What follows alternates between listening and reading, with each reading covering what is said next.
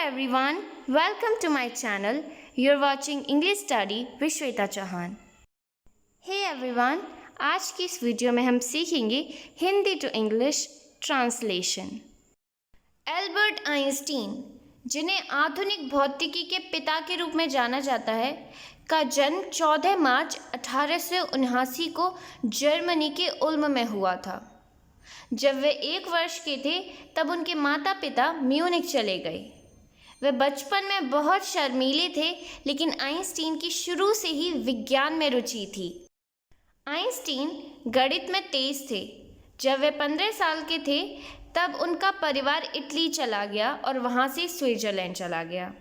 वहाँ उन्होंने ज्यूरिख विश्वविद्यालय में प्रवेश लिया और 1900 में अपनी शिक्षा पूरी की। वह एक शिक्षक बनना चाहते थे, लेकिन अंततः स्विस पेटेंट कार्यालय में क्लर्क बन गए। जर्मनी में यहूदियों की स्थिति हिटलर के शासन में दयनीय होने के कारण वह अमेरिका चले गए। उन्होंने राष्ट्रपति रूजवेल्ट के शासनकाल में एटम बम के विकास पर काम किया। उन्होंने हिरोशिमा और नागासाकी में अपने परमाणु बम की आपदा को देखा और निराश हो गए।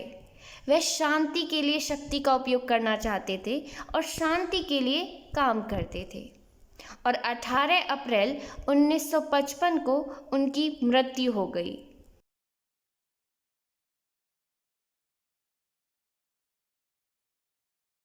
अल्बर्ट आइंस्टीन, जिन्हें आधुनिक भौतिकी के पिता के रूप में जाना जाता है, का जन्म 14 मार्च 1879 को जर्मनी के उल्म में हुआ था। जब वे 1 वर्ष के थे तब उनके माता पिता म्यूनिख चले गए। वे बचपन में बहुत शर्मीले थे, लेकिन आइंस्टीन की शुरू से ही विज्ञान में रुचि थी। एल्बर्ट आइंस्टीन, जिन्हें आधुनिक भौतिकी का पिता जाना जाता है, ठीक है, who is known as the father of modern physics, यानी जिन्हें जाना जाता है हु इज़ नॉन एज। इनका जन्म जर्मनी के उल्म में 14 मार्च 1879 को हुआ था। क्योंकि हम एल्बर्ट आइंस्टीन की बात कर रहे हैं तो हमें दोबारा लिखने की ज़रूरत नहीं है, ठीक है। जहाँ पे मॉडर्न फिजिक्स ख़त्म हुआ है हम वहीं से नेक्स्ट सेंटेंस की शुरुआत कर देंगे विदाउट सब्जेक्ट, ठीक है। क्योंकि सेंटेंस है पास्ट में तो हम वॉज लगाएंगे। Was born at Uloom in Germany on 14 मार्च 1879। हम उल्म के आगे एट लगाएंगे और जर्मनी के आगे इन, क्योंकि जर्मनी के मुकाबले उल्म छोटी जगह है और छोटी जगहों पे अक्सर हम एट का यूज़ करते हैं, जबकि बड़ी जगह पर हम इन का। ओके। जब वो 1 साल के थे, when he was 1 year old, उनके माता पिता म्यूनिख चले गए।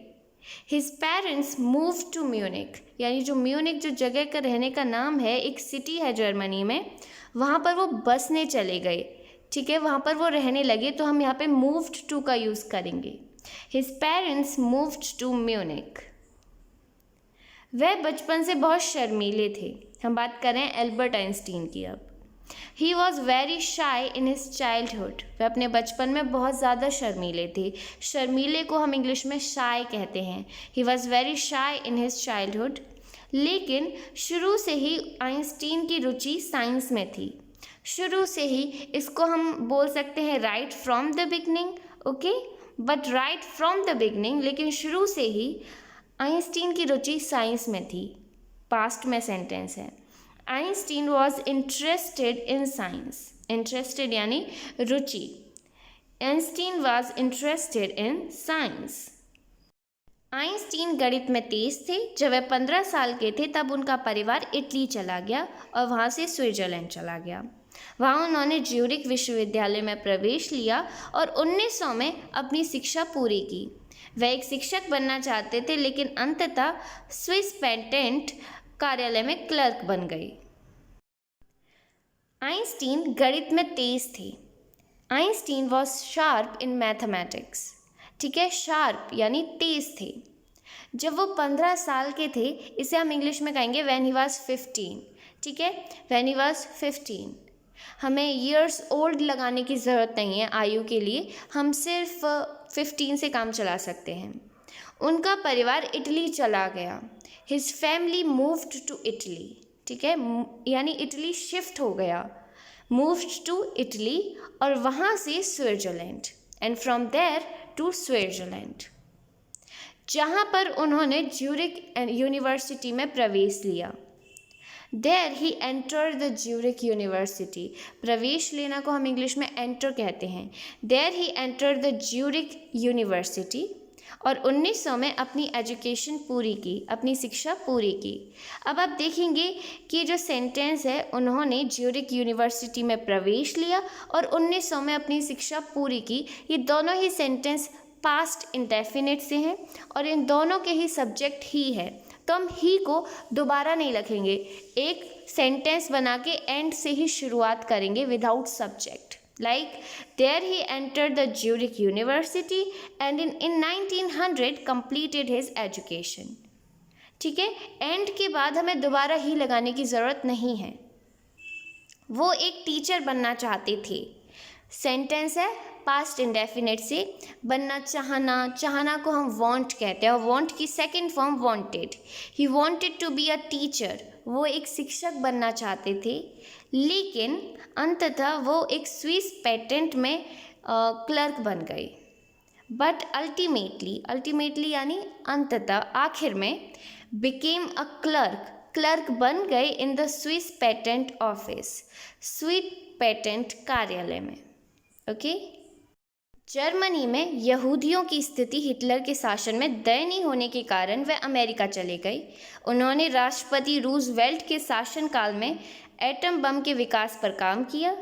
उन्होंने हिरोशिमा और नागासाकी में अपने परमाणु बम की आपदा को देखा और निराश हो गए। वे शांति के लिए शक्ति का उपयोग करना चाहते थे और शांति के लिए काम करते थे और 18 अप्रैल 1955 को उनकी मृत्यु हो गई। जर्मनी में यहूदियों की स्थिति हिटलर के शासनकाल में दयनीय होने के कारण वे अमेरिका चले गए। As the Jews condition in Germany was miserable, Jews को हम हिंदी में यहूदी कहते हैं, ठीक है। As the Jews condition in Germany was miserable, जैसे कि यहूदियों की स्थिति जर्मनी में दयनीय थी, दयनीय को हम माइजरेबल कहते हैं। कब दयनीय थी? हिटलर के शासनकाल में। शासनकाल को हम इंग्लिश में रेजीम कहते हैं। As the Jews condition in Germany was miserable in Hitler's regime, तो ये जब दयनीय थी ये स्थिति, तो वो अमेरिका चले गए। सेंटेंस है पास्ट इंडेफिनिट से, हम इसको कहेंगे ही वेंट टू अमेरिका। उन्होंने वहाँ पर एटम बम के विकास में काम किया प्रेसिडेंट रूजवेल्ट के शासनकाल में, ठीक है। अमेरिका के जो राष्ट्रपति थे रूजवेल्ट, उनके शासनकाल में उन्होंने वहाँ पर एटम बम यानी परमाणु बम के विकास पर काम किया। यह सेंटेंस है पास्ट इंडेफिनिट से, ठीक है। तो सबसे पहले सब्जेक्ट लगाएंगे ही, ओके, ही। फिर क्या किया? काम किया। किस पर काम किया? परमाणु बम के विकास पर काम किया। He worked on the development of atom bomb, okay, he work on the development of atom bomb, उन्होंने परमाणु बम के विकास पर काम किया। कब किया? राष्ट्रपति रूजवेल्ट के शासनकाल में, in the regime of president Roosevelt. उन्होंने हिरोशिमा और नागासाकी में अपने परमाणु बम की आपदा को देखा। ये सेंटेंस भी पास्ट इंडेफिनिट से है। तो उन्होंने देखा, ही सॉ, आपदा को हम इंग्लिश में डिज़ास्टर कहते हैं। ही saw the disaster of his atom बम, उन्होंने अपने परमाणु बम की आपदा को देखा इन हिरोशिमा एंड नागासाकी, हिरोशिमा और नागासाकी में, और वो निराश हो गए। मतलब इस आपदा से वो बहुत ही ज़्यादा डिसअपॉइंट हो गए थे एंड वॉज डिस्गस्ट। डिस्गस्ट की जगह हम डिसअपॉइंट कह सकते हैं, ठीक है। He saw the disaster of his atom bomb in Hiroshima and Nagasaki and was disgusted. वे शक्ति का प्रयोग शांति के लिए करना चाहते थे। चाहना को अगेन हम इंग्लिश में वांट कहते हैं, वांट की सेकंड फॉर्म होगी wanted. He wanted to use the power for peace, वो पावर का यूज़ करना चाहते थे, वो शक्ति का यूज़ करना चाहते थे फॉर पीस, शांति के लिए, और हमेशा शांति के लिए ही काम किया। And work throughout for piece, और उनकी मृत्यु 18 अप्रैल 1955 को हो गई। एंड डाइड ऑन 18 अप्रैल 1955, अब देखेंगे कि ये सेंटेंस में सब्जेक्ट एक ही था, ही। जैसे वो शांति के लिए शक्ति का उपयोग करना चाहते थे, उन्होंने शांति के लिए काम किया था और उनकी मृत्यु 18 अप्रैल 1955 को हो गई। तो हम यहाँ पर सब्जेक्ट ही को दोहराएंगे नहीं, हम कंजक्शन एंड का यूज़ करके सेंटेंस को बनाते चलेंगे। Okay, he wanted to use the power for peace and work throughout for peace and died on 18th April 1955. Well, this is the end of the video. If you liked, then hit the like button and subscribe my channel for more informative and interesting video like this.